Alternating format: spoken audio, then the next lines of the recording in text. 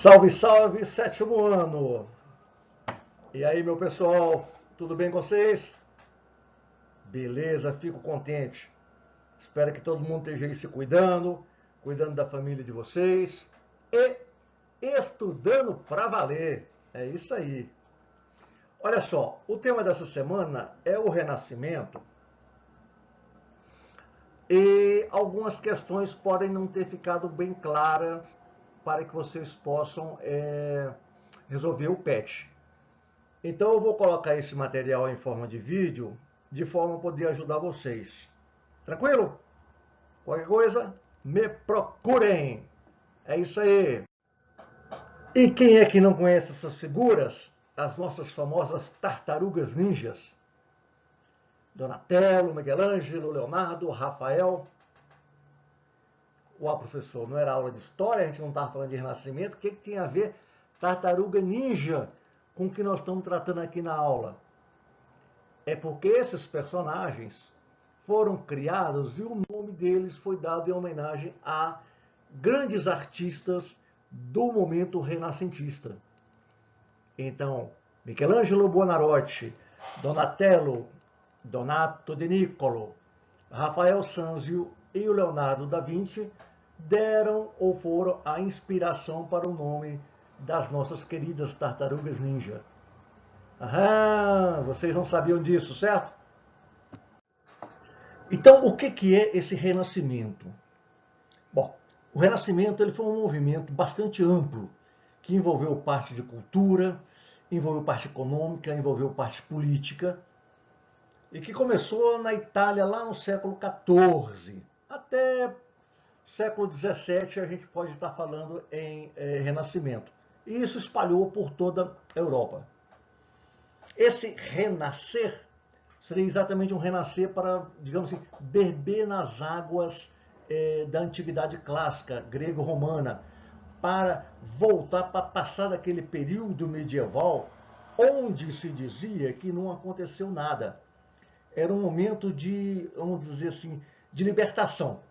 Então, de afronta àqueles valores católicos, né? Então a gente está falando em humanismo, a gente está falando em racionalismo, que é a base do pensamento desse momento.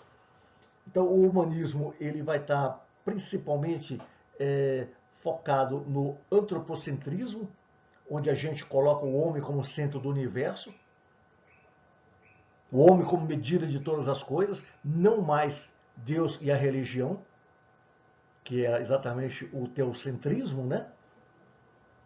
Então já tem uma oposição ao caráter religioso das concepções filosóficas, né, da filosofia medieval, em que Deus era o centro do universo, em que o homem era, Deus era o modelo do homem. Então a gente passa a ter agora algo como a observação, a utilização dos conhecimentos matemáticos. Você tem uma obra que a gente vai falar na frente do Leonardo da Vinci, em que ele busca a perfeição métrica do homem. Então a gente tem a focalização, o homem com foco desse universo de agora. Então a gente tem essa caracterização de o homem como a obra mais perfeita do Criador. Então observe que não a religião não perdeu importância, a religião não foi simplesmente posta de fora, não. Mas é meio que colocado assim, cada coisa no seu lugar.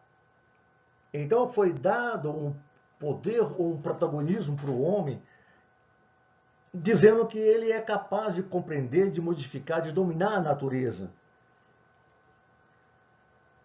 Lá nas interpretações antigas que você tem do cristianismo, né, que você tem desses autores, como Platão, é que eles vão buscar essa sabedoria e restabelecer, e renascer o conhecimento. Então você passa a ter o gosto pela pesquisa histórica, o gosto pelas línguas clássicas como latim e grego, que vão te propiciar ler nas fontes, né, essas obras, e é algo que acabou virando uma influência sobre todos os aspectos, como a gente vai olhar aqui na frente. Dentro dessa questão também do Renascimento, que eu falei, que foi em diversos campos do conhecimento, a gente tem na literatura, né, no Renascimento literário, grandes autores que causam influência até hoje na nossa história, como Dante Alighieri, Maquiavel, que ainda é a fonte de inspiração de muitos filósofos, muitos historiadores, Shakespeare. Quem que já não leu Shakespeare? Suas tragédias, seu romance. Gente, Cervantes. Eu coloquei esses 4 aqui porque são 4 que tem que ser lido. Um dia na vida você tem que ler. Um dia na vida você tem que ler Dante. Maquiavel, imprescindível. Shakespeare é uma benção. Nem que seja para a gente pegar e ver ali os Romeu e Julieta, aquela tragédia romântica que todos conhecem. E uma das obras que eu mais gosto na literatura universal, que é do Cervantes, que é o Dom Quixote. Então, olha o nível dos autores que surgiram nessa época do Renascimento. Na parte da ciência, só para citar 2, a gente tem o Copérnico, que foi a sua teoria, que veio a questionar que a Terra não era o centro do universo. E sim, era um planeta que gira em torno do Sol, como todos hoje sabemos, mas que até aquele momento, por uma questão da Igreja Católica, defendia-se que a Terra que era o centro do universo e todo o resto girava em torno dela. E o nosso querido Galileu Galilei, que graças à sua sabedoria e sua ciência, acabou sendo objeto da Inquisição. Não chegou a morrer como outros, como Giordano Bruno, por exemplo, mas teve que publicamente dizer que ele estava equivocado nas suas teorias. Por quê? Porque elas iam contra a igreja. Mas voltando ao aspecto do PET, o PET está mais preocupado com a parte artística. E eu coloquei alguns pontos aqui para que vocês vejam, para que vocês pensem sobre alterações que surgiram com o Renascimento, como o óleo sobre tela, como a perspectiva, que eu vou mostrar um pouco mais na frente, que veio a modificar totalmente as obras de arte, o uso de luz e sombra, desse tom sombreado que você tem nas pinturas, e essa configuração em pirâmide que acaba influenciando não só a pintura, mas como até a própria arquitetura, como a gente vai ver na frente. Eu vou falar menos agora e vou deixar vocês olharem mais, pode ser? Detalhe interessante que esse aspecto, até na arquitetura, a própria simetria que vocês viram no slide anterior, ele é mantido, é uma característica do Renascimento. Essa questão do equilíbrio, da simetria, não só na arquitetura, como também na pintura.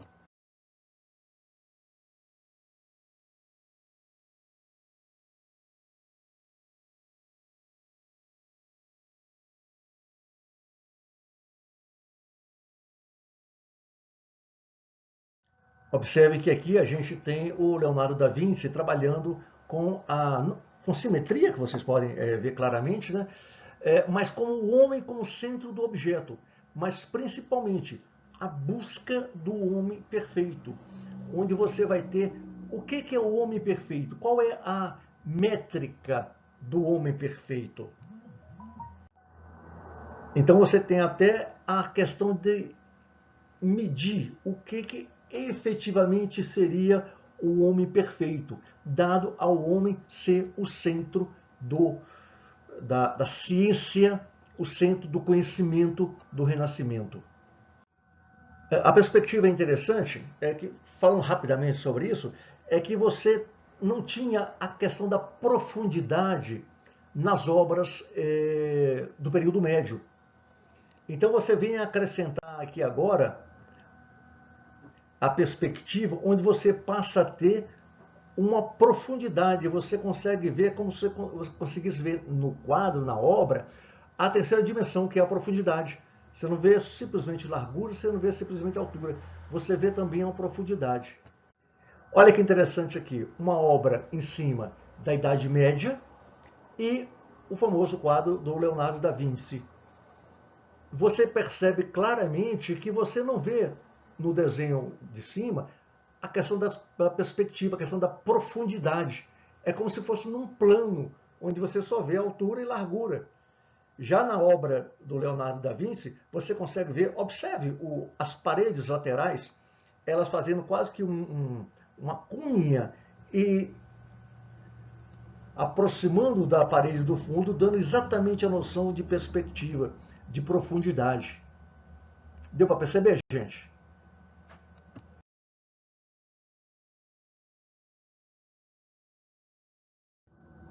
Quando a gente fala de realismo, eu coloquei essa obra aqui para que vocês observassem uma obra da Idade Média.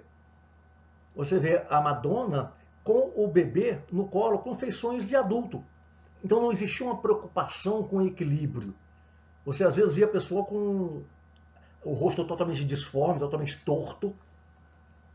Não havia essa preocupação. Aí veio o Renascimento para suavizar e para trazer o homem da forma mais real, o homem da forma mais correta, tanto em equilíbrio como em perfeição, como em realismo. Olha a diferença das duas crianças nas duas obras.